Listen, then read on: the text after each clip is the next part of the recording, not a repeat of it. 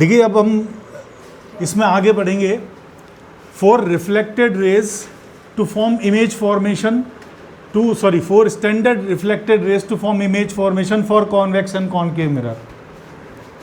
हमने concave mirror और convex mirror दोनों स्फेरिकल मिरर्स के लिए सारे केसेस बनाने हैं कि अगर ऑब्जेक्ट इनफाइनाइट पर हो तो इमेज कहाँ बनेगी, ऑब्जेक्ट अगर सेंटर ऑफ कर्वेचर पे हो तो इमेज कहाँ बनेगी, ऑब्जेक्ट अगर सेंटर ऑफ कर्वेचर और इनफाइनाइट के बीच में तो इमेज कहाँ बनेगी। तो उन इमेजेस को बनाने के लिए हमें कुछ स्टैंडर्ड रेस की ज़रूरत होती है। एक बार उन स्टैंडर्ड रेस को हम देख लेते हैं। कुछ भी हो, आपके पास इसके अलावा कोई रूल नहीं है। आपको स्टैंडर्ड रे बनानी है, आपको इमेज फॉर्मेशन बनानी है, आपको रिफ्लेक्शन का कोई लॉ फॉलो करना है। This is the only clue. आपके हाथ में सिर्फ angle i equal to angle r है। जब भी आप इमेज फॉर्मेशन बनाएंगे, एक तो हमें ये काम करना है कि बड़ा सर्किल लेना है। पहले भी मैंने समझाया था, अगर आप सर्किल बड़ा लेंगे, मतलब कंपास में जो रेडियस है आप बड़ा करेंगे, तो इसका जो कर्व पोर्शन है वो कम दिखेगा। कर्व पोर्शन कम दिखने से इसका स्फेरिकल एबिरेशन जो होता है, मतलब इस एक तरह से इसकी बीमारी है एबिरेशन, तो वो इसमें कम नज़र आएगा। तो हमें सर्किल बड़ा करना है। अब देखिए मैंने एक सर्किल ये बनाया, सर्किल ये पूरा सर्किल है। उस सर्किल का यहाँ से यहाँ तक का पोर्शन मैंने काट लिया, इस तरफ पॉलिश कर दी। ये पॉलिश जो सरफेस है, ये इस तरह का आपको दिख रहा है, कुछ ऐसा मिरर है हमारे पास में, इधर पॉलिश है, ये सेंटर है।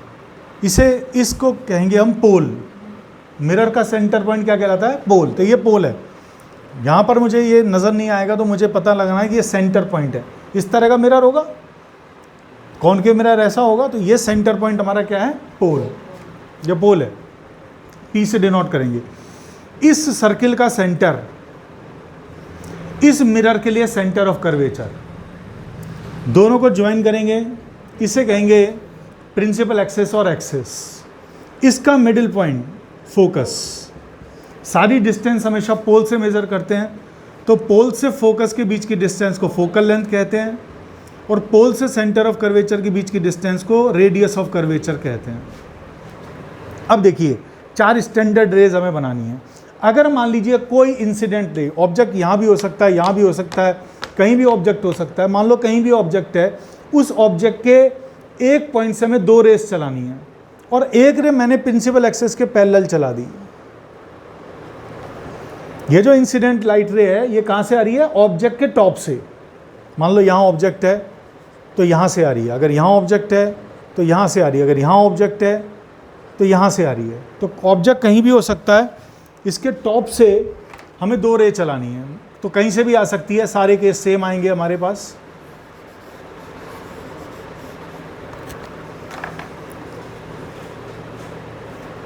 ये पॉइंट ऑफ इंसिडेंट हुआ, इस पे हमें नॉर्मल बनाना है, इस पे नॉर्मल बनाना है। नॉर्मल हमेशा इस सरफेस पे नॉर्मल होगा, 90 डिग्री होगा। और हमने एक थ्योरम पढ़ी है, अगर सर्किल के किसी भी पॉइंट पे हम टेंजेंट बनाएं और फिर इस पॉइंट पे नॉर्मल बनाएं तो वो सेंटर से पास होता है। तो अगर मैं इस पे नॉर्मल बनाऊंगा, 90 डिग्री बनाऊंगा, ये सरफेस पे 90 डिग्री बनाऊंगा, तो वो इसके सेंटर से पास होगा। ये हमारा नॉर्मल हो गया। अब हम क्या करेंगे? इंसिडेंट लाइट रे और नॉर्मल के बीच में एंगल ऑफ इंसिडेंट आई, ये आपने डी से मेज़र कर लिया। जो भी एंगल आया उसे आपने डी से लिख लिया, भाई इतना एंगल आया है। यही एंगल आपने यहाँ पे वापस बना दिया, क्योंकि एंगल आर सेम होना चाहिए। सेम एंगल आपने यहाँ बना दिया और फिर रे को रिफ्लेक्ट कर दिया, और बाद में देखा कि ये रे फोकस से जा रही है। हमने तो एंगल आई को एंगल आर के इक्वल किया, लेकिन हमें नतीजा क्या निकला कि ये रे आफ्टर रिफ्लेक्शन प्रिंसिपल एक्सेस को फोकस से पास होती हुई फील हो रही है। मतलब ये रे एक्चुअल में फोकस से पास हो रही है। हमने एंगल आई को एंगल आर के इक्वल किया, क्योंकि हमें मालूम है कि एंगल आई हमेशा एंगल आर के इक्वल होता है। लेकिन उससे निष्कर्ष क्या निकला? उससे निष्कर्ष ये निकला कि इफ़ एनी लाइट रे which is incidenting parallel to the principal axis after reflection it will pass through focus। जो भी आपके पास लाइट रे प्रिंसिपल एक्सेस के पैरेलल इंसिडेंट होती है, वो आफ्टर रिफ्लेक्शन फोकस से पास होती है। तो ये हमारे पास एक स्टैंडर्ड रे हो गई। तो हम कभी भी इस स्टैंडर्ड रे को यूज़ कर सकते हैं। इसको मैंने स्टैंडर्ड रे को नंबर 1 कह दिया। तो इंसिडेंट एंड रिफ्लेक्शन। यस बेटा, नेक्स्ट जो अपनी स्टैंडर्ड रे है जो हमारे इमेज फॉर्मेशन में काम आएगी, हम टोटल 4 स्टैंडर्ड रेज डिस्कस कर रहे हैं, उसमें से 2 हमारे काम की हैं। तो सेकंड स्टैंडर्ड रे है, आपके पास को ऑब्जेक्ट कहीं भी हो सकता है। अगेन उस ऑब्जेक्ट के टॉप से मैंने एक रे ऐसे चलाई जो फोकस से पास हो रही है, वो इस फोकस से पास हो रही है, ये पॉइंट ऑफ इंसिडेंट हो गया। इस पॉइंट ऑफ इंसिडेंट पे नॉर्मल बनाया 90 डिग्री। 90 डिग्री कहाँ से पास होगा? सेंटर ऑफ कर्वेचर से। तो इंसिडेंट लाइट रे और नॉर्मल के बीच में एंगल ऑफ इंसिडेंट आई, जितना एंगल आई है उतना एंगल आर मैंने और बना लिया सेम, और रे को रिफ्लेक्ट कर दिया। और कोइंसिडेंटली मैंने पाया कि एंगल आई एंगल आर करते ही एक नई चीज़ मिली कि ये रे पैरेलल हो गई। तो ये दूसरी स्टैंडर्ड रे बन गई, क्योंकि हमारे पास इतना वक्त नहीं होगा एग्जाम में कि हम एंगल आई और एंगल आर मेजर कर करके देखें। हमें स्टैंडर्ड रेज याद रखनी है। हमें पता है कि फोकस सेंटर ऑफ कर्वेचर और पोल का मिडिल पॉइंट होता है। तो सेकंड स्टैंडर्ड रे है कि अगर कोई लाइट रे फोकस से इंसिडेंट होती है मिरर पर, तो आफ्टर रिफ्लेक्शन वो प्रिंसिपल एक्सिस के पैरेलल हो जाएगी। तो पहली स्टैंडर्ड रे थी पैरेलल है तो फोकस से पास होगी, दूसरी है फोकस से जाएगी तो पैरेलल हो जाएगी। तो parallel focus, focus parallel, parallel focus, focus parallel. देखिए 2 रेज हमने सीख ली हैं। कोई रे पैरेलल होती है, प्रिंसिपल एक्सिस के पैरेलल इंसिडेंट होती है, तो आफ्टर रिफ्लेक्शन फोकस से पास करा देना। फोकस से जाती है तो पैरेलल हो गई, तो पैरेलल फोकस, फोकस पैरेलल। कभी ऐसा भी हो जाता है कि मान लीजिए ऑब्जेक्ट फोकस पे ही है और आपको रे बनाना फोकस से पॉसिबल नहीं हो पा रहा, तो हमें तीसरी स्टैंडर्ड रे पे जाना पड़ेगा। भाई अगर कभी ऐसा केस हुआ कि कोई भी एक रे बनाना पॉसिबल नहीं हो पाया, then proceed to the third standard ray. तो तीसरी स्टैंडर्ड रे है, अगर कोई भी incident light ray centre of curvature से पास होती है, तो मैं कोई लाइट रे को इंसिडेंट करा देता हूँ सेंटर ऑफ कर्वेचर से। ये लाइट रे यहाँ पर इंसिडेंट हुई, ये पॉइंट ऑफ इंसिडेंट हुआ, इस पर नॉर्मल बनाया, नॉर्मल सेंटर से पास होता है हमें पता है। और देखिए इंसिडेंट लाइट रे और नॉर्मल के बीच में एंगल 0 हो गया, एंगल आई 0 हो गया तो एंगल आर भी 0 होगा, मतलब ये रे वापस रिफ्लेक्ट बैक हो जाएगी। तो जो भी light ray centre of curvature से इंसिडेंट होती है, आफ्टर रिफ्लेक्शन वो सेंटर ऑफ कर्वेचर से ही रिफ्लेक्ट हो जाती है। तो this is a third standard reflected ray. तो देखिए 3 स्टैंडर्ड रे हमने पढ़ ली, पैरेलल फोकस, फोकस पैरेलल, सी। अब 4th स्टैंडर्ड रे, वो कभी किसी भी टाइम आप बना सकते हो कि पोल पर इंसिडेंट लाइट रे और रिफ्लेक्टेड लाइट रे हमेशा सेम एंगल फॉर्म करती हैं। तो मान लीजिए आपने किसी भी ऑब्जेक्ट से एक लाइट रे पोल पर इंसिडेंट करा दिया, ये पॉइंट ऑफ इंसिडेंट हुआ, यहाँ नॉर्मल बनाया, नॉर्मल हमेशा सी से पास होता है तो ये नॉर्मल हो गया। अब ये एंगल मान लिया आई, सेम एंगल आपने आर बना लिया और रे को रिफ्लेक्ट कर दिया। तो इसके लिए हमें डी की ज़रूरत पड़ती है, तो इसलिए ये स्टैंडर्ड रे हम बहुत रेयरली यूज़ करेंगे, क्योंकि इसके लिए आपको डी की हेल्प से ही एंगल आई और एंगल आर बनाने पड़ेंगे। तो दिस इज़ 4th स्टैंडर्ड रे। वैसे आपके पास 3 स्टैंडर्ड रे आप याद कर लीजिए, पैरेलल फोकस, फोकस पैरेलल, सी। अभी हमने 4 स्टैंडर्ड रेज कॉनकेव मिरर के लिए डिस्कस की, अब हम कॉन्वेक्स मिरर के लिए यही 4 रेज अब डिस्कस कर लें। तो ये आपके पास कॉन्वेक्स मिरर है, इसको हमने एक सर्किल की शेप दे दी क्योंकि एक सर्किल से ही काटा गया होगा। स्फेरिकल मिरर है, यहाँ से यहाँ तक मिरर है, ये इसका सेंटर है। अब देखिए मिरर कुछ इस तरह का है, तो ये इसका सेंटर पॉइंट है, इसे पोल कहेंगे। इसका सेंटर, सेंटर ऑफ कर्वेचर, दोनों को ज्वाइन किया, प्रिंसिपल एक्सिस, इनका मिडिल पॉइंट फोकस।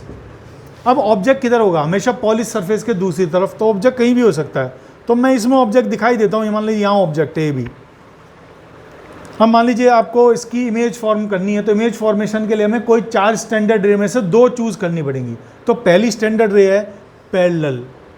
हमें पता है जो पैरेलल रे फोकस से पास होगी, किस बिहाफ पे कह रहा हूँ, एंगल आई एंगल आर के इक्वल करना है। ये पॉइंट ऑफ इंसिडेंट हो गया, इस पर नॉर्मल बनाया, ये नॉर्मल सेंटर ऑफ कर्वेचर से पास हो गया। तो इंसिडेंट लाइट रे नॉर्मल के साथ एंगल बना रही है आई, जितना एंगल आई है उतना आर मैंने बना दिया और रे को रिफ्लेक्ट बैक कर दिया। अब अगर मैं इसको रे को देखूँ, रिफ्लेक्टेड रे को, ये जो रिफ्लेक्टेड रे है इसको अगर हम इसके सामने अपनी आई रखें तो देखिए ये रे इधर से पीछे से आ रही है, यहाँ पर रे बैंड हुई है, हम रे की बेंडिंग नहीं देख सकते, इतनी हाई स्पीड है इस रे की हम बेंडिंग नहीं देख सकते। तो ये रे हमें पीछे से आती हुई दिखाई देती है, कहाँ से? फोकस से। ऐसा लगता है कि ये रे फोकस से आ रही है।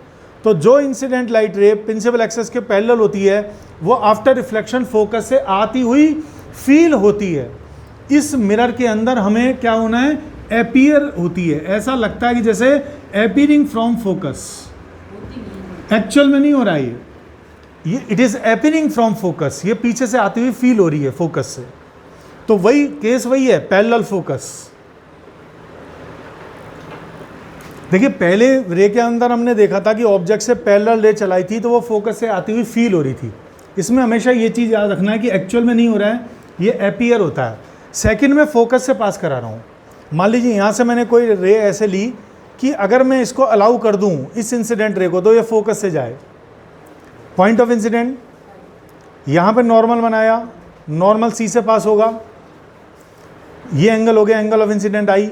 सेम एंगल मैंने आर बना लिया और रे को जब रिफ्लेक्ट किया तो ये पैरेलल हो गई, मतलब रे वही आई, जो फोकस से पास हो रही है वो पैरेलल हो गई। पहले वाली थी जो पैरेलल इंसिडेंट हो रही थी वो फोकस से पास होती हुई फील हो रही थी। तो पैरेलल फोकस, ये कौन सी है? Focus parallel. तो जो फोकस से जाती हुई फील होगी वो आफ्टर रिफ्लेक्शन प्रिंसिपल एक्सिस के पैरेलल हो जाएगी। ये सेकंड स्टैंडर्ड रे है। देखिए दो स्टैंडर्ड रे हमने पढ़ ली है, पैरेलल फोकस, फोकस पैरेलल। तीसरी है सीसी, मतलब अगर कोई light ray centre of curvature से पास हो रही है तो मैंने सेंटर ऑफ कर्वेचर से पास किया, यहाँ पर हमारी पॉलिश सरफेस आ गई, रे आगे नहीं जा सकती, लेकिन अगर मैं इसको अलाउ करता तो ये सेंटर ऑफ कर्वेचर से पास होती हुई फील होती। अब यहाँ पर मैंने ये पॉइंट ऑफ इंसिडेंट है, इस पर नॉर्मल बनाया तो ये नॉर्मल ये सेम है, और अगर नॉर्मल सेम है इसका मतलब एंगल ऑफ इंसिडेंट जीरो हो गया, क्योंकि इंसिडेंट लाइट रे और नॉर्मल के बीच में एंगल ऑफ इंसिडेंट जीरो हो गया, सेम डायरेक्शन है। तो ये रे वापस एंगल आर जीरो करके जाएगी, मतलब वापस रिफ्लेक्ट बैक हो जाएगी। तो जो आपको रे ऐसे आपने इंसिडेंट कराया जो सी से पास होती हुई फील हो रही है, तो आफ्टर रिफ्लेक्शन वो सेम पाथ पे रिबाउंड हो जाएगी।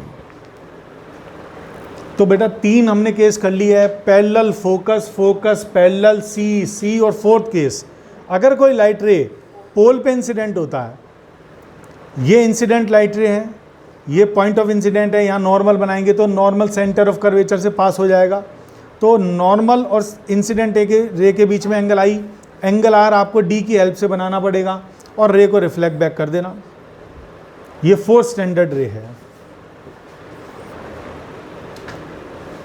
ये चारों रेज हमारे लिए क्या काम की हैं?